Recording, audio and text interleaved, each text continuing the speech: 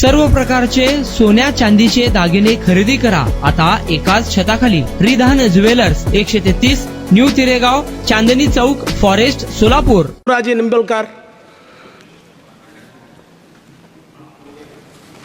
धन्यवाद सभापती महोदय.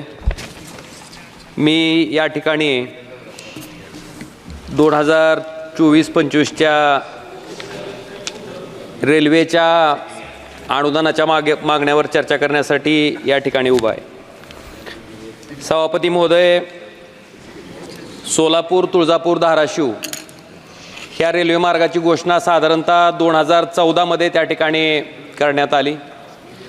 2014 पासून आता जवळपास 10 वर्ष ह्या रेल्वे मार्गाची घोषणा होऊन पूर्ण होत आलेत, पण म्हणावी तशी गती या रेल्वे मार्गाच्या बाबतीत त्या ठिकाणी दिसून येत नाही. महाराष्ट्रातील 3.5 शक्तिपीठापैकी एक असलेलं आई तुळजाभवानीचं क्षेत्र ह्या रेल्वे मार्गामुळे त्या ठिकाणी जोडलं जाणार आहे. मला रेल्वे मंत्री महोदयांना सुद्धा विनंती करायची आहे की आपल्या रेल्वे विभागाच्या कुठल्याही कामाचं टेंडर जोपर्यंत 80% जमिनीचं भूसंपादन होत नाही तोपर्यंत आपण कुठल्याही रेल्वेच्या कामाचं टेंडर त्या ठिकाणी फ्लॅश करत नाहीत किंवा काढत नाहीत. पण सभापती महोदय, बहुतेक निवडणुकीची गडबड होती, घाई होती, त्याच्यामुळं भूसंपादन झालेलं नसताना सुद्धा ह्या कामाचं टेंडर त्या ठिकाणी काढलं गेलं. ठीक आहे, काढलं गेलं, त्याच्याबद्दल आमचं काही म्हणणं नाही आहे, पण भूसंपादनाच्या बाबतीत सुद्धा तेवढ्याच ताकदीनं त्या ठिकाणी लवकरात लवकर प्रयत्न करून जे 80% भूसंपादन ह्या रेल्वेच्या कामाला सुरुवात होण्यासाठी आवश्यक आहे ते तातडीने त्या ठिकाणी पूर्ण करून घेण्यात यावं आणि सोलापूर, तुळजापूर, धाराशिव हा रेल्वे मार्ग त्या ठिकाणी लवकरात लवकर पूर्ण करावा. सभापती महोदय, मला आपल्या माध्यमातून रेल्वे मंत्री महोदयांना अवगत करायचं आहे की धाराशिव जिल्हा हा आकांक्षित जिल्हा आहे, ॲस्पिरेशनल डिस्ट्रिक्ट आहे. ह्या ठिकाणी हा रेल्वे मार्ग ज्यावेळेस घोषित झाला त्यावेळेस ह्याच्यासाठी आवश्यक असणारी भूसंपादनाची जी कारवाई आहे ती थेट वाटाघाटीच्या माध्यमातून, थेट खरेदीच्या माध्यमातून त्या ठिकाणी होणार होती. महाराष्ट्रातील आपण जर बघितलं असेल तर पुणे मिरज असेल, बारामती फलटण लोणंद असेल, वडासा गडचिरोली असेल, ह्या तिन्ही मार्गासाठी जी भूसंपादनाची प्रक्रिया त्या ठिकाणी पार पाडली गेली ती थेट खरेदीच्या माध्यमातून त्या ठिकाणी पार पाडली गेली.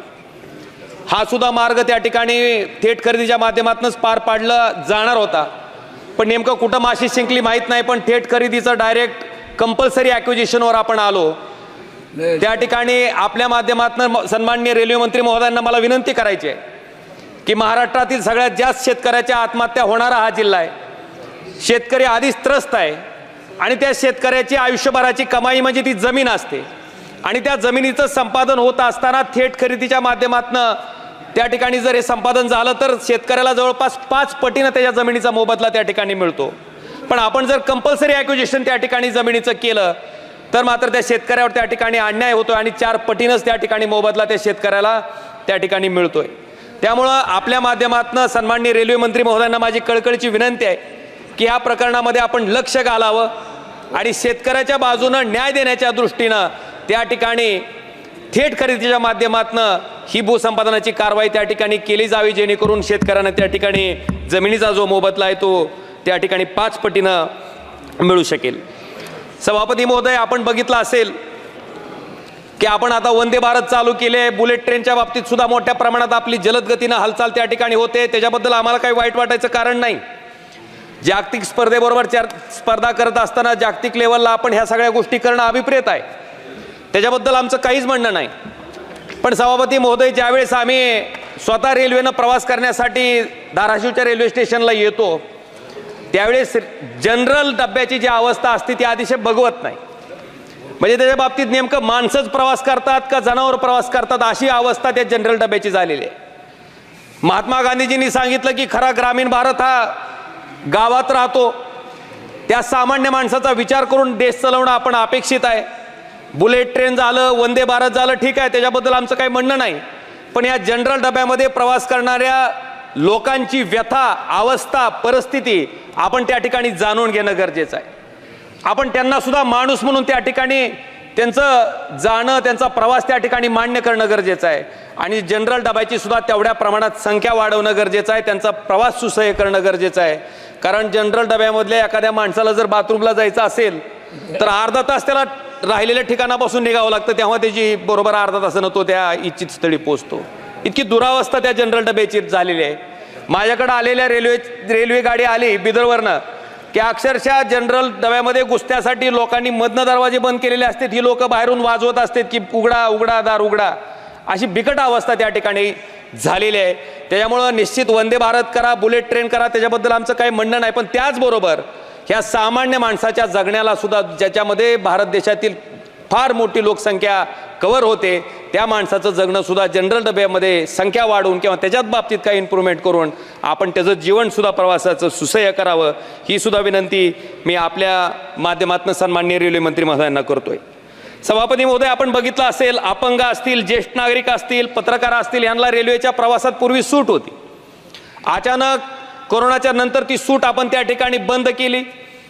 बंद झाल्याच्या नंतर आम्ही अनेक वेळेस, मी मागच्याही टर्मला होतो, मागच्याही टर्ममध्ये अनेक वेळेस या सभागृहाच्या माध्यमातून सन्माननीय रेल्वे मंत्री महोदयांना भेटून सुद्धा मागणी केली की ही जी सूट होती अपंग, ज्येष्ठ नागरिक आणि पत्रकार बांधवांना प्रवासातली रेल्वेच्या, ती सूट त्या ठिकाणी पूर्ववत प्रमाणे त्या ठिकाणी चालू ठेवावी, ही सुद्धा मागणी मी आपल्या माध्यमातून सन्माननीय रेल्वे मंत्री महोदयांना करतोय. लातूरची एक रेल्वे फॅक्टरी आहे. प्रत्येक निवडणुकीचं वर्ष आलं की त्या फॅक्टरीचं उद्घाटन होतंय. आता मला वाटतं दुसरी वेळ आहे या फॅक्टरीचं उद्घाटन व्हायची, पण अजूनपर्यंत त्या लातूरच्या कोच फॅक्टरीमधून तयार झालेला डबा काय बाहेर पडलेला नाही अजून. उद्घाटन मात्र 2 वेळेस झालंय. त्यामुळं जे काही करायचं आहे ते नुसतं फक्त निवडणुकीच्या पुरतं, उद्घाटनाच्या पुरतं मर्यादित न राहता, आपण जी घोषणा, जे आश्वासन त्या ठिकाणी त्या भागातल्या जनतेला दिलंय, ते आश्वासन पूर्ण होण्याच्या दृष्टीनं लवकरात लवकर डब्याची निर्मिती त्या ठिकाणी त्या रेल्वे कोच फॅक्टरीमधनं लातूरच्या व्हावी, ही सुद्धा कळकळीची मागणी मी आपल्या माध्यमातून सन्माननीय रेल्वे मंत्री महोदयांना करतोय. सभापती महोदय, आपण बघितलं असेल, आमच्याकडं पूर्वी नॅरो गेज होतं. ब्रिटिशाच्या काळापासून रेल्वे मार्ग होता. त्या नॅरो गेजचं रूपांतर त्या ठिकाणी ब्रॉड गेजमध्ये झालं. ब्रॉड गेजमध्ये रूपांतर झाल्याच्या नंतर मी रेल्वे विभागाच्या बऱ्याचशा अधिकाऱ्याला विनंती केली की बाबा तुमची जमीन नेमकी कुठपर्यंत आहे, त्याच्या मालकीच्या हक्काच्या बाबतीत तुमच्याकडे काय कागदपत्र आहेत ते संबंधित शेतकऱ्यांना द्या. कारण मतदारसंघातले शेतकरी त्या दोन्ही बाजूचे कायमस्वरूपी माझ्याकडे येत राहतात की रेल्वेवाले येतात, एक खुंटा गाडून जाते आणि म्हणते चला आमची जमीन इथूनच आहे. तर सन्माननीय रेल्वे मंत्री महोदयांना माझी विनंती आहे की नेमके त्या बॉर्डर कुठं आहेत, रेल्वेच्या मालकीच्या संदर्भात काय कागदपत्र रेल्वेकडे आहेत ते रेल्वे विभागाला द्यायला लावून त्यासुद्धा शेतकऱ्याच्या बाबतीत आपण सहानुभूतीपूर्वक विचार करून त्यांच्या जमिनीच्या सुद्धा रेखा ज्या आहेत त्या ठरवून त्या ठिकाणी देणं गरजेचं आहे. संपवतो सभापती महोदय, प्लीज वाइंड अप. संपवतो सभापती महोदय. आपण रेल्वे फाटकाच्या होणाऱ्या दुर्घटनेवर लक्ष केंद्रित करून आपण खालच्या म्हणजे RUB तयार केलेत, ROB तयार केलेत, म्हणजे अंडरग्राऊंड ब्रिजेस केलेत, ओव्हर ब्रिजेस केलेत. पण हे ब्रिजेस करत असताना मला आपल्याला विनंती करायची की पावसाळ्यामध्ये जूनच्या महिन्यात त्या ठिकाणी ज्यावेळेस शेतकऱ्याला पेरणीसाठी सगळ्यात जास्त आवश्यकता असते त्याच्या शेताकडे जाण्याच्या बाबतीत, डायरेक्ट आपण आलो, जुने जे रस्ते होते प्रचलित ते रस्ते बंद करून टाकले, कुठं अंडरग्राऊंड ब्रिज केलाय. पण सभापती महोदय, त्या ठिकाणी जो RUB आहे त्याच्यामध्ये पावसाचं पाणी साचल्यामुळं त्या ठिकाणी शेतकऱ्याला एका भागातनं दुसऱ्या भागात त्या ठिकाणी जायला अडचणी येतात. जे रस्ते केले जातात ते सुद्धा अतिशय खराब दर्जाचे असतात. माझी रेल्वे मंत्री महोदयांना विनंती आहे की नेमकं कुठल्या पद्धतीने एस्टिमेट रेल्वे विभाग तयार करतो ह्याच्या बाबतीत सुद्धा आपलं लक्ष असणं गरजेचं आहे. कारण रस्त्याचा दर्जा हा अतिशय हीन पद्धतीचा आहे, खराब आहे. माझी विनंती आहे आपल्या माध्यमातून की त्याच्या बाबतीत सुद्धा थोडंसं लक्ष रेल्वे मंत्री महोदयांनी त्या कामाकडे द्यावं. मी एक शेवटची मागणी फक्त करतो आणि या ठिकाणी माझं भाषण संपणार आहे. सभापती महोदय, त्या ठिकाणी आपण जर बघितलं असेल तर मी अनेक वर्षापासून मुंबईची गाडी आहे, लातूर मुंबई गाडी, ह्या गाडीला त्या ठिकाणी कळंब रोड स्टेशनला त्या ठिकाणी स्टॉपेज आम्ही मागतोय. त्याचबरोबर पनवेल नांदेडची गाडी आहे, ह्या गाडीसाठी डोकी रोड स्टेशनला त्या ठिकाणी स्टॉपेजची मागणी करतोय. कळंब रोड स्टेशन तर ब्रिटिशाच्या काळापासूनचं असलेलं स्टेशन आहे, रेल्वेची जमीन आहे तिथं.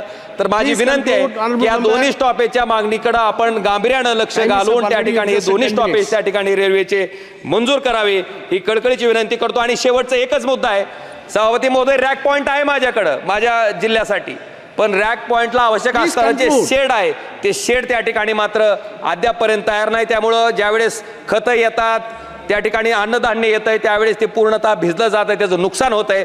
तर आपल्या माध्यमातून विनंती आहे की रॅक पॉईंटला आवश्यक असणारं शेडची सुद्धा तरतूद सन्माननीय रेल्वे मंत्री महोदयांनी त्या ठिकाणी करावी, ही कळकळीची विनंती करतो. आणि सभापती महोदय, आपण मला वेळ दिलात आणि त्या ठिकाणी मला बोलता आलं, त्याच्याबद्दल आपले आभार व्यक्त करतो. पण या सगळ्या मागणीकडे सन्माननीय रेल्वे मंत्र्यांनी सहानुभूतीपूर्वक विचार करून तातडीने त्या पूर्ण कराव्या, अशी कळकळीची विनंती मी आपल्या माध्यमातून सन्माननीय रेल्वे मंत्री महोदयांना करतो. धन्यवाद.